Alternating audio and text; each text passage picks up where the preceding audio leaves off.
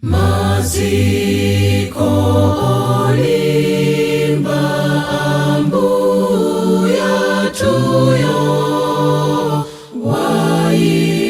waikila inu tumau mwake anene chiani koposa icho watawira ndani kwa mpulumutsi-yo,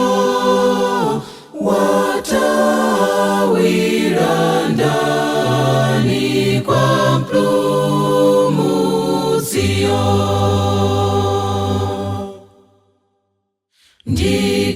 Ndikati uyende pamitsinjepo madzi osadza kukokolola-we, pakuti dzakhala pamodzi nawe,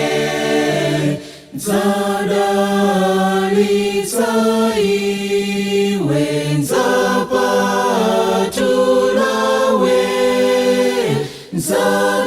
dzadalitsa iwe ndzapatula-we.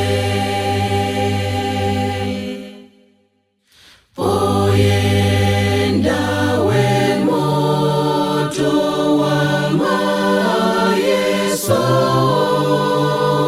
chisomo changacho chikwaniradi, sudzapya konse indangofuna tu kuchotsa zoipa kuyeretsa-we, kuchotsa zoipa kuyeretsa-we. Wakudza kwa Yesu kubisalako,